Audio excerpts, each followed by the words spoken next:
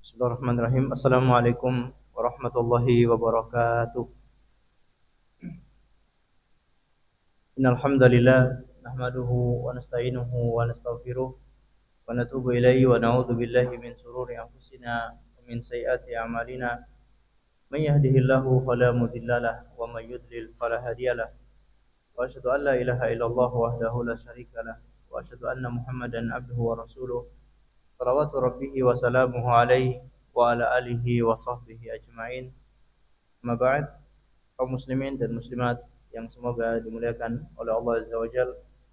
Alhamdulillah kita bersyukur kepada Allah karena pada kesempatan malam ini kita bisa kembali hadir di majelis ilmu. Semoga pertemuan kita ini adalah pertemuan yang diberkahi serta mendapatkan ilmu yang bermanfaat sehingga bisa kita amalkan sebagai bekal untuk menghadap kepada Allah Jalla wa Ala. Amin. Allahumma amin. Salawat dan taslim semoga tetap tercurahkan kepada junjungan kita Nabi besar Muhammad sallallahu alaihi wasallam, juga kepada seluruh keluarganya, para sahabatnya dan umatnya yang setia mengikuti tuntunannya sampai hari kiamat. Insyaallah kita akan melanjutkan pembacaan kitab Al-Kabair, dosa-dosa besar yang ditulis oleh Imam Az-Zahabi rahimahullahu taala. Kita masuk pada dosa besar yang ke-62, Al-Kabiratu Tsaniyatu wa Sittun. Man idda'a ila ghairi abihi. Barang siapa yang mengaku kepada selain ayahnya.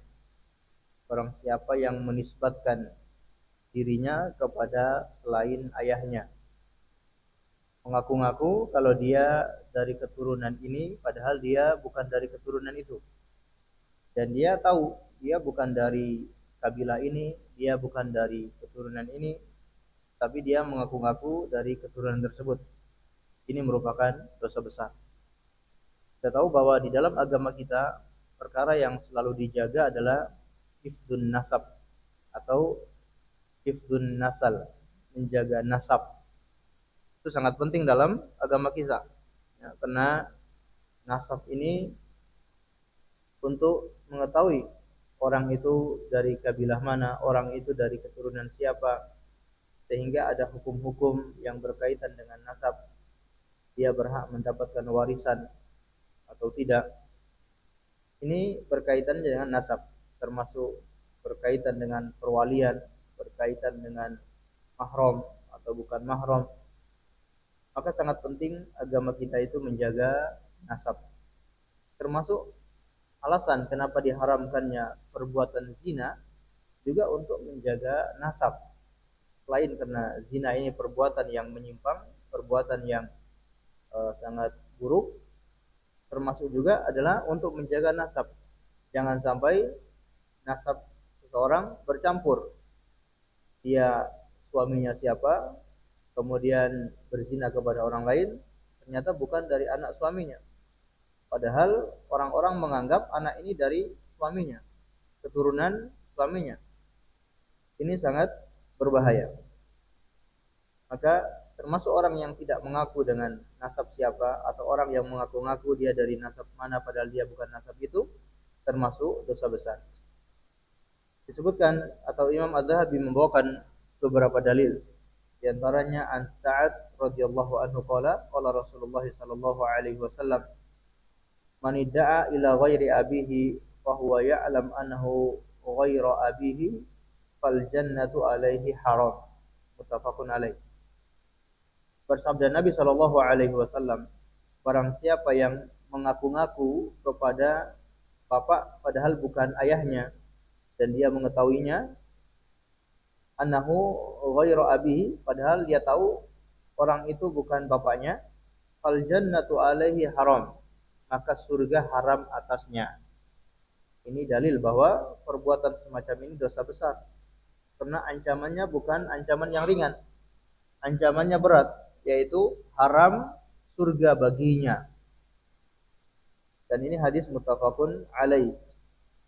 Ataupun hadis yang lain dari Abu Hurairah radhiyallahu anhu dari Nabi sallallahu alaihi wasallam bersabda, la targhabu an abaikum. La targhabu an abaikum. faman raghiba an abihi fahuwa kufrun. Akhrajahu aidan. Ini juga hadis muttafaqun alaih. Jangan kalian membenci bapak-bapak kalian, atau jangan kalian membenci nenek moyang kalian, maksudnya membenci suku kalian. Faman raghiba an abihi, barang siapa yang tidak suka dengan bapaknya, fahuwa kufrun, maka dia melakukan kekafiran. Ini juga ancaman bagi orang-orang yang tidak mau mengaku kalau dia ini dari keturunan fulan, atau dia tidak mau mengaku dari kabilah ini, dari suku ini. Mungkin orang-orang memandang kabilah ini kabilah yang punya kekurangan atau punya banyak kekurangan, sehingga ketika dia mengatakan saya dari kabilah ini, saya dari suku ini, dia malu, maka ini termasuk dosa besar. Ya. Kalau seseorang dari kabilah tersebut, dia dari suku tersebut, ya dia berkata apa adanya, dia dari kabilah ini. Adapun kedudukan kabilah tersebut itu tidak berpengaruh sama sekali. Karena yang menentukan adalah bagaimana orang tersebut, bukan kabilahnya.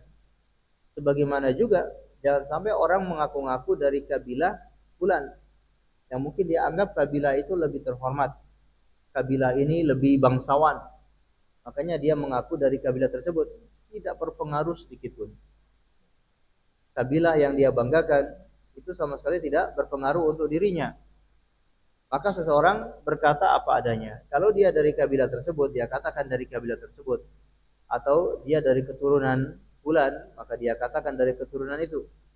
Ada sebagian anak-anak yang durhaka, tidak mau mengakui bapaknya, atau dia malu mengakui bapak, atau dia malu mengakui ibunya. Ini semua dosa besar. Walaupun bapak kita, walaupun ibu kita memiliki kekurangan, apakah kekurangan fisik, kekurangan derajat, apapun itu, tetap kita selalu bangga. Kalau tidak ada mereka, tidak ada kita. Apa yang kita dapatkan sekarang ini, kita mendapatkan kehormatan, mungkin mendapatkan kemuliaan, mendapatkan kekayaan, itu ada kerja keras, itu ada jasa dari orang tua kita. Kalau tidak ada orang tua kita, tidak mungkin orang itu lahir ke dunia ini. Maka dia harusnya berterima kasih. Dia selalu membalas budi orang tuanya tersebut. Bahkan disebutkan oleh para ulama, satu tarikan nafas ibu kita ketika melahirkan kita tidak bisa dibalas dengan kebaikan apapun. Kebaikan orang tua melahirkan kita, mengandung kita tidak bisa dibalas dengan kebaikan apapun. Ada seorang yang pergi berhaji, kemudian dia menggendong orang tuanya, dia bertawaf, kemudian dia bertanya kepada Ibnu Umar radhiyallahu taala anhu, apakah perbuatan saya ini sudah bisa membalas kebaikan ibu saya? Kata Ibnu Umar, tidak bisa membalas kebaikan ibumu sama sekali. Walaupun satu tarikan nafas ketika melahirkanmu tidak bisa membalas kebaikan. Ini ada anak-anak durhaka yang tidak mau mengakui orang tuanya, gengsi. Atau ketika berjalan sama orang tuanya, malu. Berjalan sama ibunya, malu. Mengantarkan ibunya, mengantarkan bapaknya, gengsi. Ini dosa besar. Barang siapa yang tidak suka dengan bapaknya, maka dia melakukan kekufuran. Walaupun ini kufur asgor, kufur kecil, ya, yang pelakunya melakukan dosa besar. Baik. Kemudian waqala sallallahu alaihi wasallam, man idda'a ila ghairi abihi fa alaihi la'natullah. Barang siapa yang menisbatkan kepada selain bapaknya, dia menisbatkan bin kepada selain bapaknya, maka laknatullah, fa alaihi laknatullah, baginya laknat Allah. Ini bukan sembarangan. Ini dosa besar, dan ini hadisnya muttafaqun alaih, disetujui oleh Imam Bukhari dan juga Imam Muslim, atau diriwayatkan oleh mereka berdua. Hadis yang sangat jelas kesahihannya. Barang siapa yang menisbatkan kepada selain bapaknya, maka akan dilaknat oleh Allah Subhanahu wa taala. Dan ini merupakan perbuatan orang-orang jahiliyah. Di masa jahiliyah, orang-orang biasanya mengangkat anak, kemudian anak itu dikasih bin kepada bapaknya. Misalkan Zaid bin Muhammad. Dan sempat anak angkat Nabi Shallallahu Alaihi Wasallam yaitu Zaid bin Haritha itu dinisbatkan kepada Nabi Shallallahu Alaihi Wasallam. Ya, orang-orang selalu memanggil Zaid bin Muhammad. Makanya Allah Subhanahu Wa Taala kemudian menurunkan ayat untuk menghapus perbuatan seperti itu dalam surat Al-Ahzab ayat yang kelima. Kata Allah Subhanahu Wa Taala, ud'uuhum liabaihim huwa aqsatu 'indallah fa illam ta'lamu aba'ahum fa ikhwanukum fid din wa mawalikum wa laisa 'alaikum junahun fima akhta'tum bihi walakin mad ta'ammat qulubukum wa kana Allahu ghafurur rahim. Panggillah mereka itu dengan nama bapak-bapak mereka. Maksudnya panggil dengan bin kepada bapak mereka. Huwa aqsatu 'indallah, itu lebih baik di sisi Allah dan itu lebih adil di sisi Allah. Fa illam ta'lamu aba'ahum fa ikhwanukum fid wa mawalikum.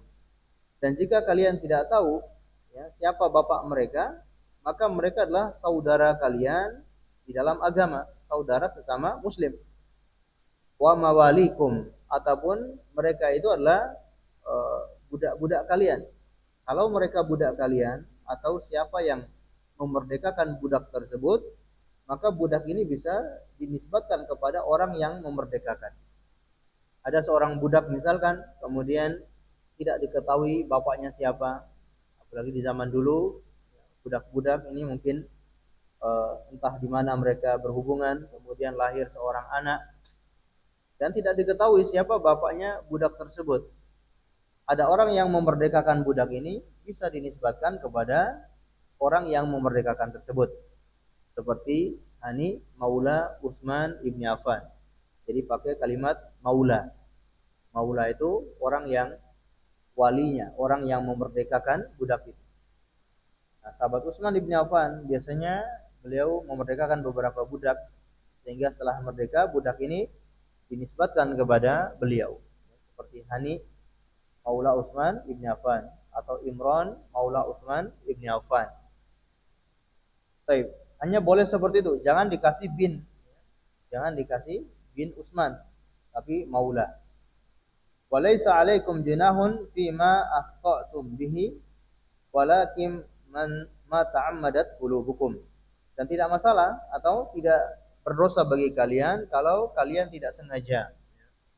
Dia pikir ini dari keturunan ini, ternyata bukan. Lalu dia salah. Ketika dia ketahui, maka dia segera merubah itu. Akan tapi yang dianggap atau yang disiksa oleh Allah atau yang berdosa adalah yang sengaja. Dia tahu dia bukan dari keturunan ini, tapi dia sengaja menisbatkan dari keturunan ini. Dia dari keturunan Ali bin Abi Thalib. Dia dari keturunan Habaib. Dia dari keturunan pangeran ini, dari keturunan raja ini. Ini kalau dia tahu dia bukan dari keturunan itu, maka dia melakukan dosa besar. Dia menisbatkan dirinya kepada kabilah atau kepada orang yang bukan keturunannya. Sebaliknya, orang yang tidak mau mengaku kalau dia dari kabilah tersebut, juga dia terjatuh dalam dosa besar. Dia dari kabilah itu tapi dia tidak mengaku, ini juga dosa besar. Baik. Kemudian wa an Yazid ibni Syariq qala ra'aitu Aliyan radhiyallahu anhu yakhutubu 'alal mimbar. Dari seorang tabi'in yang bernama Syariq, dia berkata, aku melihat Ali bin Abi Thalib sedang berkhutbah di atas mimbar. Jadi khutbah itu ada khutbah lil mu'aridhah, ada khutbah lil rawatib. Khutbah itu jangan kita anggap khutbah itu ya khutbah Jumat, khutbah Idul Fitri, Idul Adha, itu bukan hanya itu namanya khutbah. Khutbah itu adalah ketika ada sesuatu yang ingin disampaikan, dia naik ke atas mimbar, kemudian dia menyampaikan sesuatu, itu namanya khutbah. Makanya dibagi oleh para ulama khutbah itu ada dua, khutbah ar-rawatib dan khutbah al-mu'aridah. Khutbah rawatib itu khutbah yang fardu atau khutbah yang uh, sesuai atau khutbah yang bersamanya ibadah-ibadah tertentu. Seperti sholat Jumat ada khutbahnya, sholat Idul Fitri, Idul Adha ada khutbahnya. Adapun sholat gerhana ini para ulama berbeda pendapat. Ini khutbah karena kondisi saja atau memang ada ibadah di situ. Khutbah itu termasuk rangkaian dari ibadah sholat gerhana. Ini diperselisihkan oleh para ulama. Dan pendapat yang kuat Allah alam termasuk khutbah rawatib atau khutbah yang termasuk rangkaian ibadah tersebut dan hukumnya sunnah. Nah, nah atau khutbah yang mu'aridah ketika ada kondisi tertentu naik ke atas mimbar kemudian berkhutbah. Ya, ketika ada hajah Rasulullah SAW sebelum mengirim pasukan perang biasanya beliau naik ke atas mimbar kemudian berkhutbah. Ini bukan pas sholat Jumat, bukan pas sholat Idul Fitri Idul Adha, tapi karena ada momen, ada kondisi tertentu beliau berkhutbah. Atau ada sahabat yang melakukan kesalahan, maka beliau naik ke atas mimbar kemudian berkhutbah. Sesungguhnya si fulan atau tidak menyebut namanya, ada sebagian orang yang melakukan begini. Nah, ini namanya khutbah. Ali bin Abi Thalib atau seorang tabi'in ini bernama Syarif, dia melihat Ali bin Abi Thalib berkhutbah di atas mimbar dan dari zahirnya ini bukan khutbah rawatib, ya, bukan khutbah Jumat atau bukan khutbah yang merupakan ibadah, tapi khutbah karena ada momen saja. Fasami'tuhu yaqul, dan aku mendengar sahabat Ali bin Abi Thalib ini berkata, ma indana kitabun naqra'uhu illa kitabillah wa ma fi hadhihi as-sahifah. Kita tidak memiliki kitab apapun, tidak memiliki kitab suci, panduan apapun yang kita baca melainkan kitab Allah Subhanahu wa taala ini, yaitu melainkan Al-Qur'an yang sudah disusun oleh Utsman bin Affan, yang sudah dikumpulkan oleh Utsman bin Affan yang dikenal dengan Mushaf Utsmani. Tidak, kita tidak punya kitab lain, kita tidak punya kitab apapun kecuali kitab yang ada di hadapan kita sekarang ini. Kata Imam An-Nawawi rahimahullahu taala, ini bantahan telak kepada orang-orang Syiah yang beranggapan mereka punya kitab lain, mereka punya Al-Qur'an yang tidak sampai kepada kaum muslimin. Mereka beralasan Al-Qur'an ini tidak lengkap. Al-Qur'an yang kita baca sekarang ini masih ada sebagian yang tidak kita ketahui. Nah, yang mereka susun dalam kitab-kitab mereka itu yang mereka anggap itu bagian dari Quran yang tidak diketahui oleh kaum muslimin. Nah, kata Imam An-Nawawi, ini bantahan telak bagi orang-orang itu. Ali sendiri, orang-orang Syiah itu kan selalu mengagungkan Ali bin Abi Thalib. Ini justru Ali bin Abi Thalib sendiri yang mengatakan kita tidak punya kitab lain. Enggak ada kitab lain, hanya ada Al-Qur'an ini yang sudah ada di hadapan kita. Jadi kitab yang mereka anggap itu betul-betul kitab yang batil, ya. Tidak benar. Yang ada di hadapan kita sekarang inilah Al-Qur'an yang jenengan baca itu dari Al-Fatihah sampai An-Nas. Itulah Al-Qur'an yang dari ditinggalkan oleh Nabi Shallallahu Alaihi Wasallam, kemudian disusun di masa Abu Bakar As-Siddiq, kemudian disempurnakan dengan satu bahasanya Quraisy di zaman Utsman bin Affan, sampai zaman kita sekarang ini selalu terjaga, tidak ada selisih sedikit. Maka kalau ada yang mengatakan Al-Quran itu bukan 30 juz, tapi Al-Quran itu ada 40 juz, yang 10 juznya masih tersembunyi, nah, ini pasti sesat. Langsung sesat kalau ada orang yang mengatakan seperti itu atau ada aliran yang beranggapan seperti itu, pasti ini aliran sesat. Bahkan para ulama itu berijma. Al-Quran sekarang ini sudah tidak boleh dirubah. Urutan suratnya, urutan ayatnya, kalau urutan ayat itu tauqifiyah. Itu dari Nabi SAW, ya, urutan ayatnya. Adapun urutan surat-suratnya, itulah istihadiyah. Istihadnya para sahabat. Nah, setelah para sahabat sudah sempurna beristihad, maka tidak boleh sekarang orang menyusun Quran dengan surat yang berubah, dengan surat yang urutannya tidak sama dengan mushaf Utsmani, ini hukumnya haram. Menurut ijma ulama. Karena para sahabat telah sepakat urutan surat itu sesuai dengan urutan yang dikumpulkan oleh Utsman bin Affan. Ya, tidak boleh kita urutkan sendiri. Adapun hanya untuk latihan, hanya untuk hafalan, maksudnya untuk melatih hafalan.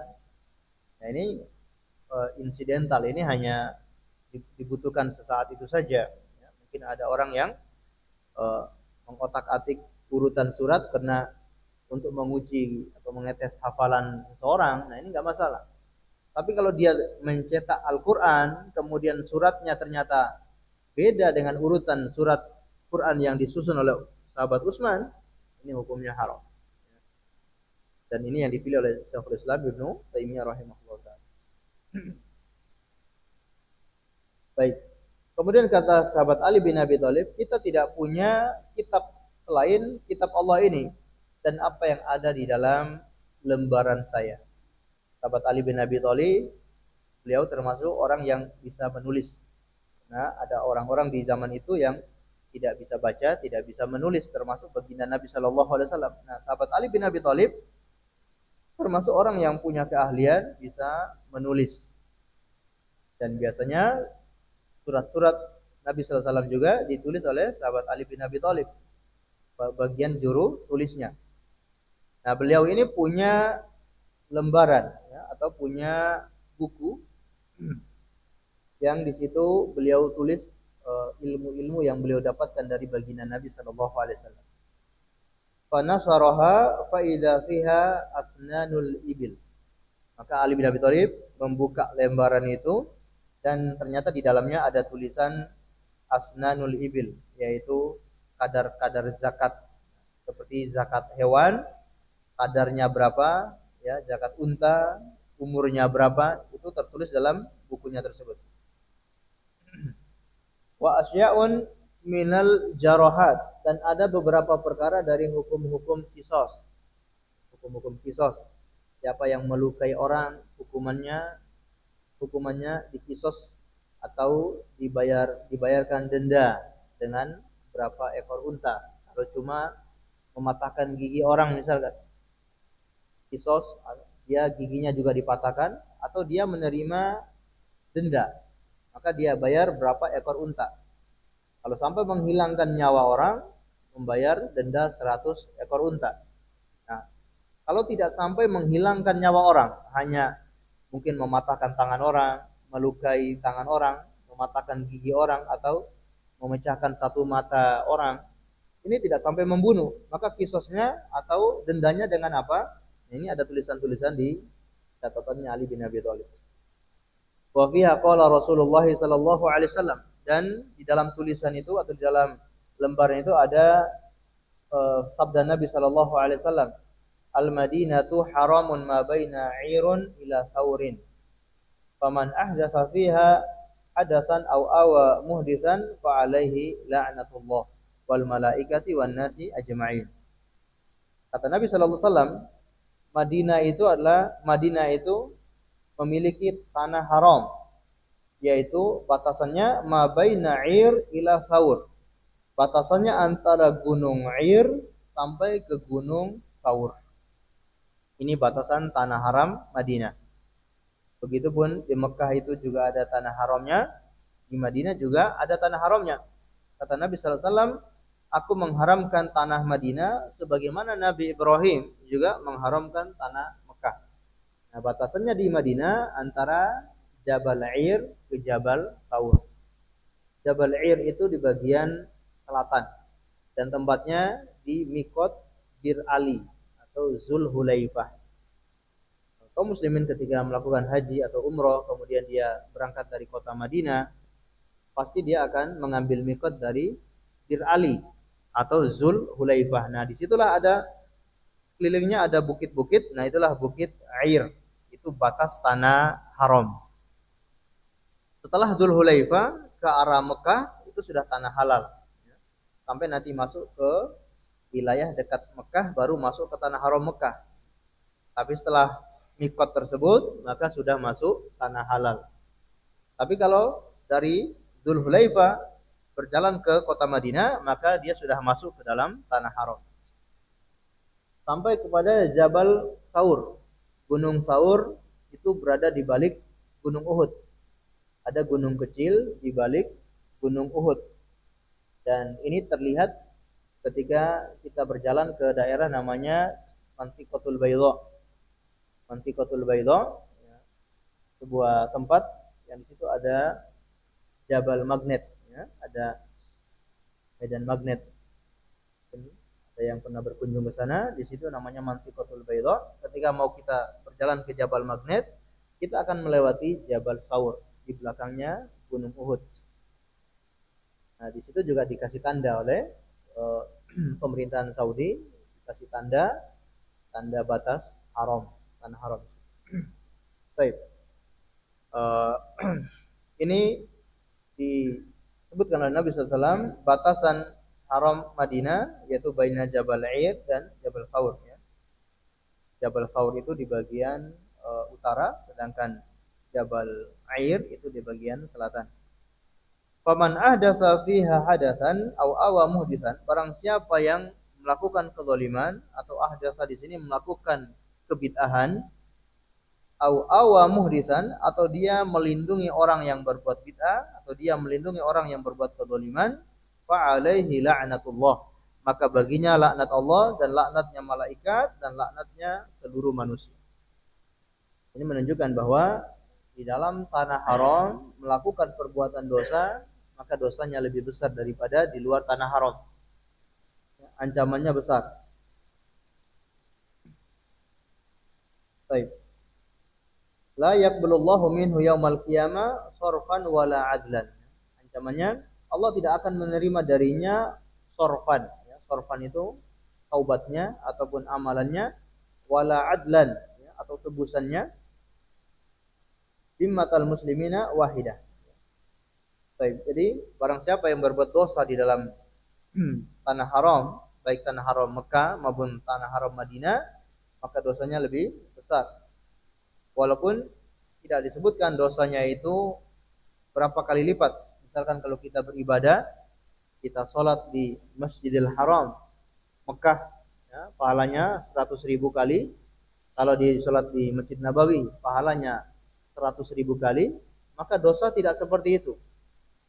Bukan berarti orang berbuat dosa di dalam kota Madinah, di dalam tanah haram Madinah, dosanya 100 kali lipat. Tidak. Atau ketika berbuat dosa di tanah haram Mekah, dosanya 100.000 kali lipat. Bukan. Ya, tidak ada kelipatan seperti itu. Yang ada kelipatan seperti itu hanya sholat saja. Baik. Tapi siapa yang berbuat dosa di tanah haram, dosanya pasti lebih besar daripada berbuat dosa di luar tanah haram. Maka kita tahu sahabat Ibnu Abbas, ya, beliau itu pergi dari Mekah dan beliau memilih tinggal di Taif. Sampai sekarang kalau kita ke Taif pasti akan melewati masjidnya Ibnu Abbas dan juga ya kuburannya, pemakamannya Ibnu Abbas masih di Taif. Di antara alasannya kenapa beliau lebih milih tinggal di Taif, karena beliau tidak mau berbuat dosa di tanah haram. Ini di antara alasan beliau memilih tinggal di Taif daripada tinggal di Mekah. Dan dulu ada sahabat yang punya 2 rumah. Kalau dia pengen ibadah, dia masuk ke rumahnya yang di tanah haram. Kalau ketika dia tidak ibadah, takut berbuat maksiat, dia keluar dari rumahnya itu, dia pindah ke rumah yang satunya di luar tanah haram. Karena khawatir kalau berbuat dosa di dalam tanah haram, dosanya lebih besar, ya. Dan mendapatkan laknat Allah, laknat malaikat dan laknat dari manusia semuanya. Dan Allah tidak menerima darinya pada hari kiamat, ya, amalannya, tobatnya, tebusannya. Baik. Himmatul muslimin wahidatun yas'a biha adanahum. Ya, jaminannya seorang muslim itu satu. Yas'a biha adnahum, bisa didapatkan oleh orang yang rendah di antara mereka. Masya Allah. Ini di antara keadilan agama Islam. Kemudian agama Islam itu memandang semua penganutnya itu sama di hadapan syariat. Maka ketika ada seorang muslim yang memberi jaminan, maka jaminannya sama antara gubernur sama rakyat biasa, itu sama. Di zaman dahulu ketika ada orang kafir yang pengen masuk ke kota Madinah, harus ada yang menjamin. Ada orang kafir ini pengen masuk ke kota Madinah, mereka akan bertanya, siapa yang menjadi jaminan orang ini? Nah, kalau ada kaum muslimin, salah satu saja yang menjamin orang ini, maka dia terjaga. Orang kafir ini tidak boleh disakiti, orang kafir ini tidak boleh diganggu, keamanannya terjaga. Ini namanya orang kafir musta'man, kafir yang terjamin. Dan yang bisa menjamin siapa saja. Apakah gubernur, apakah presiden, apakah orang tokoh masyarakat, atau rakyat biasa bisa menjamin. Dan setara. Jaminannya mereka sama. Makanya disebutkan di sini, Zimmatul muslimin wahidah. Jaminan kaum muslimin itu satu. Semuanya sama, tidak ada yang beda. Yas'abiha adnahum. Bisa dikasih oleh orang yang paling rendah di antara mereka. Dan ini juga menunjukkan bahwa kualitas kaum muslimin di zaman itu sama, keimanannya, kejujurannya, ketakwaannya. Yang paling rendah derajatnya pun ketakwaannya sama. Makanya para ulama kalau di zaman sekarang tidak berlaku seperti itu. Kalau di zaman sekarang kalau ada orang kafir ingin masuk ke negeri muslim, harus ada orang tertentu yang bisa menjamin, negara yang menjamin, pemerintahan yang berhak menjamin, bukan rakyat biasa. Ini menurut pendapat ulama. Kenapa? Karena kaum muslimin di zaman kita sekarang ini tidak semuanya bertakwa, tidak semuanya jujur, tidak semuanya adil. Bisa jadi dia kurang bertakwa, dia disogok dengan sesuatu, lalu ada orang kafir yang masuk menjadi mata-mata, itu kan berbahaya. Maka fatwa para ulama di zaman sekarang tidak semua kaum muslimin bisa menjamin, tapi pemerintah yang punya wewenang untuk menjamin ketika ada orang kafir yang masuk ke negara muslim. Baik. Faman haqara musliman fa alaihi la'natullahi wal malaikati wan nasi ajma'in. Barang siapa yang merendahkan satu orang muslim, maka baginya laknat Allah, laknat malaikat, dan laknat semua manusia. Maksudnya, ketika ada kaum muslimin yang sudah menjamin orang kafir tersebut, ternyata ada orang yang menyakiti orang kafir ini, berarti sama saja dia tidak menghormati orang Islam ini. Nah, barang siapa yang melakukan seperti itu, baginya laknat Allah, laknat malaikat, dan semua manusia. Wa man idda'a ila ghairi abihi wa intama ila ghairi mawalihi fa alaihi la'natullahi wal malaikati wan nasi ajmain. Ini poinnya, barang siapa yang mengaku kepada selain bapaknya, menisbatkan dirinya kepada selain bapaknya, atau dia berafiliasi kepada selain yang memerdekakannya, baginya laknat Allah, laknat malaikat, dan laknat semua manusia. Ini juga sama seperti hadis yang sebelumnya, mengaku keturunan fulan, mengaku bapaknya ini padahal bukan bapaknya, maka akan dilaknat oleh Allah Subhanahu wa taala. Bahkan dilaknat oleh malaikat dan seluruh manusia. Termasuk barang siapa yang berafiliasi kepada selain orang yang memerdekakannya. Ada budak dimerdekakan oleh fulan atau dimerdekakan oleh bani fulan. Setelah merdeka, dia berloyalitas kepada orang lain. Dia lebih berafiliasi kepada kabilah lain. Maka budak ini yang sudah merdeka ini telah melakukan dosa besar. Dia harus berafiliasi, dia harus mendukung kabilah yang telah memerdekakannya. Bahkan namanya pun harus dinisbatkan kepada kabilah atau orang yang memerdekakannya.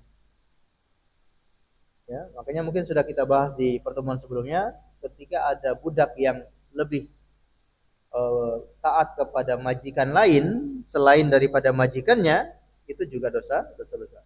Termasuk setelah dia merdeka, dia tidak boleh berloyal kepada kabilah lain atau kepada orang lain selain orang yang memerdekakannya. Baik. La yaqbalullahu minhu yaumal qiyamah sarfan wala adlan. Allah tidak akan menerima darinya pada hari kiamat sorfan wala adlan. Tobatnya, amalannya termasuk tebusannya. Wa Nabi Dzar radhiyallahu anhu annahu sami'a Rasulullah sallallahu alaihi wasallam yaqul laisa min rajulin idda'a li ghairi abihi wa huwa ya'lam illa kufrun wa man idda'a ma laysa lahu falaysa minna wa la yatabawwa maq'adahu minan nar wa man da'a rajulan bil kufri aw qala adu Allah wa laysa kadzalika illa hara alaihi. Nabi SAW bersabda, laisa min rajulin idda'a li ghairi abihi wa huwa ya'lam illa kufrun. Tidaklah seorang mengaku dari keturunan seseorang, keturunan bapak fulan atau keturunan kabilah fulan, padahal dia tahu dia bukan dari keturunan itu, illa kufrun, melainkan dia melakukan kekufuran. Dan barang siapa yang mengaku dari keturunan seseorang padahal dia bukan dari keturunan tersebut, falaisa minna, maka bukan dari golongan kami. Ini juga mempertegas bahwa perbuatan ini dosa besar. Wal yatabawwa maq'adahu minan nar, dan hendaknya dia mempersiapkan tempat kembalinya, tempat duduknya di neraka. Dan barang siapa yang memanggil seseorang dengan kekafiran atau dia memanggil dengan kalimat adu Allah, wahai musuh Allah, walaysa kadzalik, padahal bukan seperti itu, bukan demikian. Orang yang dia tuduh musuh Allah, orang yang dia tuduh kafir, ternyata bukan kafir, ternyata bukan musuh Allah, illa haro alai, melainkan akan kembali kepada orang tersebut. Dia menuduh musuh Allah kepada orang, sedangkan orang itu bukan musuh Allah, maka kembali kepada dirinya. Dirinya lah yang musuh Allah, dirinya lah yang kufur. Baik, ma'asyiral muslimin wal muslimat, azinallahu wa iyyakum. Ini besar yang ke-62 tentang mengaku kepada selain bapaknya atau mengaku dari keturunan ini, keturunan itu, maka dia telah melakukan dosa besar. Adapun kita yang mendengarkan, maka kita tidak boleh meragukan nasab orang. Kalau ada orang yang mengatakan dia dari keturunan ini, dia bapaknya ini padahal bukan bapaknya, dia dari kabilah ini, dia dari keturunan raja ini, dari keturunan pangeran ini misalkan, kita tidak boleh meragukan, masa kamu dari keturunan itu. Kalau dia berkata seperti itu, ya kita iakan saja, ya, tidak boleh kita dustakan, tidak boleh kita ragukan. Adapun kalau dia berbohong, dialah yang menanggung dosanya. Dia bertanggung jawab dan dia telah melakukan dosa besar. Kecuali yang sering kita singgung, kalau berhadapan dengan hal-hal yang berkaitan dengan kemaslahatan manusia, berkaitan dengan hak dan kewajiban, maka boleh kita meragukan nasab orang. Kita mempertanyakannya apakah benar, kita mempertanyakan bukti-buktinya. Kalau memang berkaitan dengan hak dan kewajiban. Dia mengaku dari keturunan pangeran ini atau dari keturunan raja ini supaya dia bisa mendapatkan mendapatkan hak wilayat, hak ulayat namanya ya. Hak ulayat ya. Jadi biasanya dia punya hak ulayat, yang punya wilayah ini, yang punya kampung ini. Memang dari pemerintahan memberikan hak ulayat kepada orang yang atau suku yang pertama kali menguasai tempat tersebut. Nah, kalau berkaitan dengan hal tersebut, maka kita boleh meragukan atau boleh mempertanyakan tentang nasab orang tersebut. Adapun kalau ada orang yang mengatakan saya Bani Fulan, atau dia menyebutkan saya bin, ya, menyebutkan namanya bin kakeknya atau bin leluhurnya, ini dibolehkan. Ya. Mungkin dia dari keturunan Sunan Bonang, contoh. Kemudian dia sebutkan nama saya Muhammad bin Sunan Bonang. Ya, contohnya. Kalau dia tahu betul-betul dari keturunan tersebut, boleh dia mengatakan saya bin Sunan Bonang. Walaupun bapaknya namanya bukan Sunan Bonang, tapi bapaknya nama lain. Tapi kalau dia dari keturunan tersebut, ya, dari buyut-buyutnya, dari kakek-kakeknya, boleh dia sebutkan bin seperti itu. Seperti Nabi Shallallahu Alaihi Wasallam ketika perang Hunain, dia mengatakan, Ana ibnu Abdul Muttalib. Saya ini anaknya Abdul Muttalib. Padahal bapaknya Nabi Shallallahu Alaihi Wasallam bukan Abdul Muttalib. Itu kakeknya Nabi SAW, tapi beliau menyebutkan anak ibnu Abdul Muttalib karena ada kebutuhan, ya. Kalau dia sebutkan saya anaknya Abdullah, orang tidak begitu mengenal Abdullah. Tapi kalau dia sebutkan ibnu Abdul Muttalib, maka orang-orang Quraisy langsung mengenal, ya, kalau dia adalah anaknya ibnu Abdul Muttalib, ya, Abdul Muttalib yang sangat mereka segani. Sehingga terbukti metode Nabi ini dari kisahnya perang Hunain itu, di awal peperangan kaum muslimin kocar-kacir. Karena suku Hawazin ini mereka sangat ahli berperang di medan lembah, ya, medan yang berupa lembah. Dan kaum muslimin jumlah yang sangat besar datang ke daerah Taif untuk menyerang kabilah Hawazin.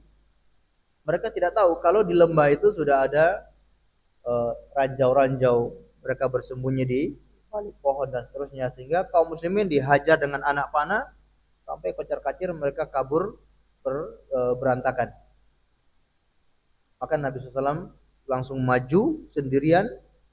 Orang-orang yang ada di samping Nabi pun kabur, bayangkan, saking takutnya kondisi ketika itu. Maka Nabi langsung mengunuskan pedangnya sambil maju ke depan. Ana ibnu Abdul Muttalib, ana nabiyun la kadzib, aku anaknya Abdul Muttalib. Orang Quraisy yang tadi pada lari langsung kembali lagi. Apa namanya? Jiwa kesukuannya kembali, ya. Tadi yang kabur ketika Nabi memanggil saya anaknya Abdul Muttalib, mereka langsung kembali membela Nabi Shallallahu Alaihi Wasallam. Ini kan ceritanya orang-orang Quraisy sudah masuk Islam. Karena perang Hunain ini setelah Fathul Mekah. Setelah Fathul Mekah, orang-orang Quraisy sudah banyak yang masuk Islam, kemudian ikut berperang di perang Hunain. Ketika mereka kabur meninggalkan Nabi SAW, dipanggil dengan anak ibnu Abdul Muttalib, langsung mereka kembali dan menolong Nabi, dan akhirnya mereka memukul mundur pasukan Hawazin. Dan Nabi mengatakan, ana nabiyun la kadzib, aku seorang nabi tidak pernah dusta.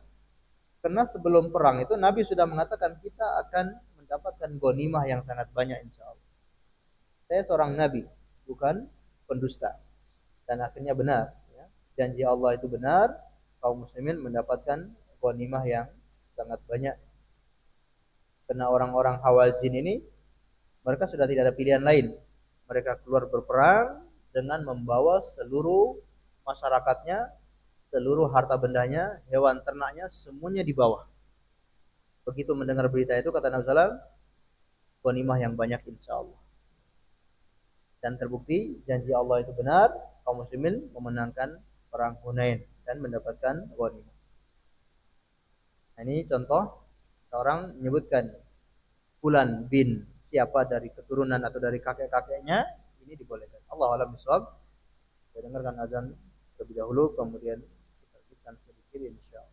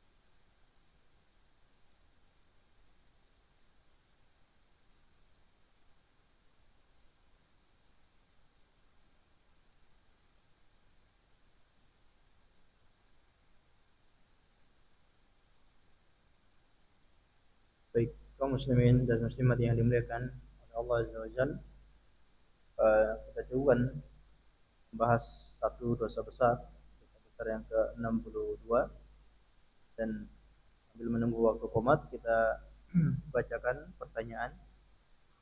Afwan Ustaz izin bertanya, bagaimana hukumnya menisbatkan kepada bapak sambung di ijazah kena konflik perceraian ibu dan bapak saya sehingga membuat ibu saya tidak mau ada nama bapak di ijazah saya. Namun ketika menikah tetap bapak saya yang menjadi wali. Baik, uh, kita selalu berusaha untuk tidak menisbatkan nama kita kepada selain bapak kita. Karena dalilnya jelas dan itu termasuk dosa besar. Dan Allah Subhanahu wa taala juga sudah melarang menghapus hukum seperti itu, maka kita mentaati Allah dan juga Rasul-Nya. Maka walaupun ini hanya administrasi, hanya tertulis di ijazah ataupun di kegiatan pencatatan seperti ini, namun kita berusaha. Kalau mudah untuk kita hilangkan, maksudnya mudah untuk kita ganti, maka sebaiknya kita ganti. Ijazahnya kalau bisa diganti, maksudnya bisa diganti nama nisbat kepada selain bapaknya itu, kita ganti dengan nama bapak kandung kita, maka itulah yang lebih baik. Kalau ya kenapa kita perlu ganti? Karena walaupun sekarang ini hanya di kertas, kita nggak tahu di masa yang akan datang. Mungkin seseorang mencari riwayat-riwayat kita dan tidak mendapatkan informasi kecuali hanya dapat ijazah. Dan biasanya ijazah juga akan mempengaruhi kepada berkas yang lain gitu ya. Biasanya patokannya ijazah atau akta kelahiran. Biasanya patokannya ijazah. Kalau ijazahnya karena yang paling penting itu ijazah. Kalau ijazahnya keliru, biasanya yang lain bisa bermasalah. Nah, yang lain biasanya mengikuti ijazah gitu ya. Karena takut kalau keliru sama ijazah nanti bermasalah. Jadi biasanya orang pilih aman selalu ikut ijazah. Padahal mungkin namanya salah pun dia tetap tulis namanya. Padahal mungkin namanya itu hurufnya E, tapi ijazah ditulisnya I. Nanti yang lain dia ikut dengan nama itu. Padahal ketika dipanggil sehari-hari namanya bukan itu. Nah ini yang kita khawatirkan. Di kemudian hari seorang mencari riwayat kita, ternyata dia tidak menemukan informasi kecuali hanya dari ijazah ini. Akhirnya dia menuliskan, oh ternyata isi fulan ini atau si fulana ini bin atau binti fulan.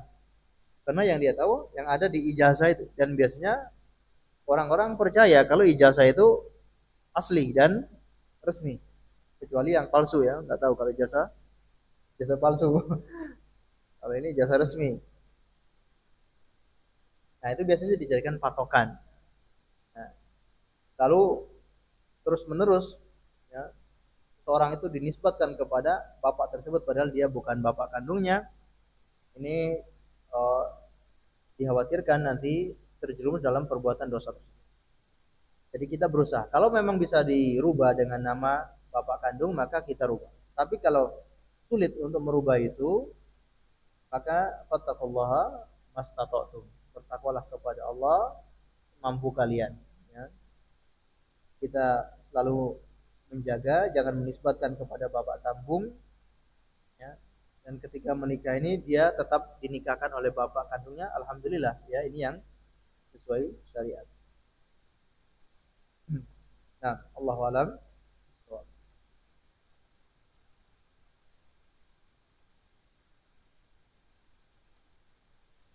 Biasanya mudah diganti atau susah? Biasanya susah. Tergantung kondisinya. Kalau punya modal banyak, punya kenalan ya, orang di bagian-bagian itu mungkin mudah gitu ya. Yang nggak asli aja bisa dibikin asli gitu ya. Yang penting punya kekuatan, punya kekuasaan. Allah alam bisa. Baik, sebelum kita akhiri, yang lain. Nah, kita akhiri dengan membaca doa kafaratul majlis. Subhanakallahumma bihamdika asyhadu an la ilaha illa anta astaghfiruka wa atubu ilaik. Wa sallallahu ala nabiyyina Muhammad wa ala alihi wa sahbihi wasallam. Terima kasih atas segala perhatiannya. Mohon maaf atas segala kekurangannya. Assalamualaikum warahmatullahi wabarakatuh.